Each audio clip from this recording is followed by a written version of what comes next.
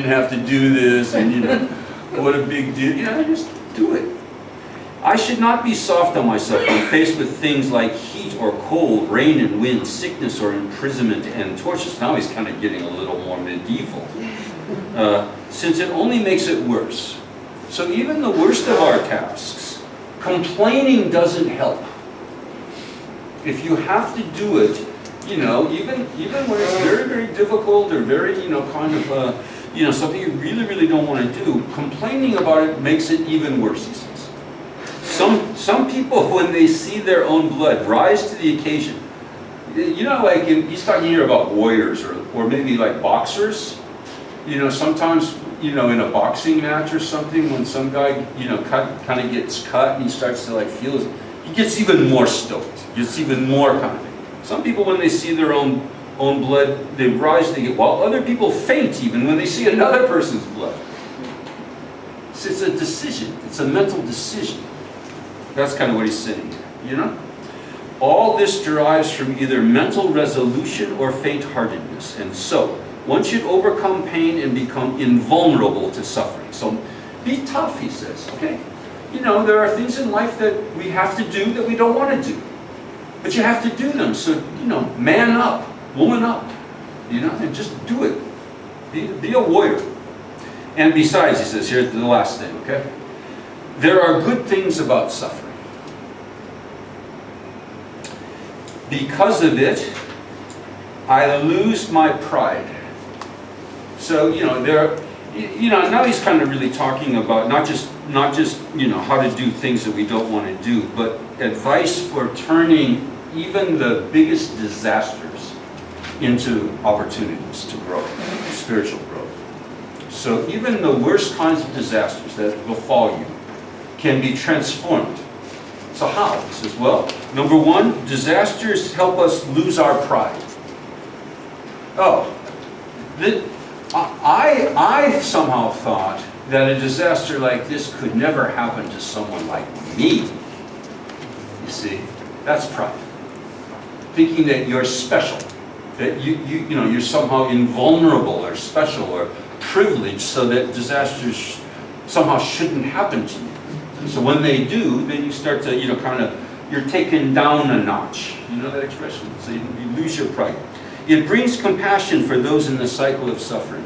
When a disaster happens to us, we only then can really have compassion for others who have been in that same disaster. Because now it's happened to us. Now we know how it feels. See? You lose a loved one. You know, people have been losing loved ones all around you all the time. You say, oh, that's too bad for them, you know? But when you lose your loved one, then, oh, now I really know how it feels. So any disaster can be turned into, you know, he's talking about various ways of turning them into something positive. This is, in some ways, the most easiest and important, is that it can generate real compassion for the suffering of others, because now you know really how it feels.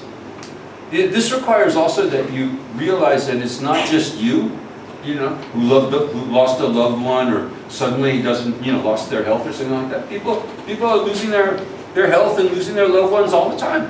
Not just you. You see, that's another form of pride. You see, to be in the midst of a disaster and think, this is so unfair.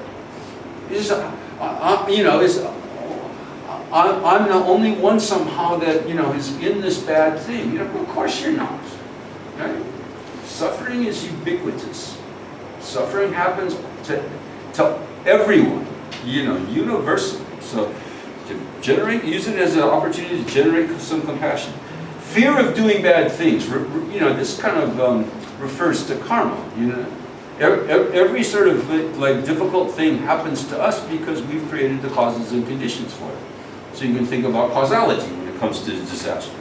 And then finally, a longing to be a conqueror, a longing to be a Buddha, so you don't have these kind of like problems anymore. So it can stimulate, you know, this kind of this spiritual motivation to really work hard for the ultimate result of the spiritual life. So the last verse here, the last verses, you know, you can summarize them.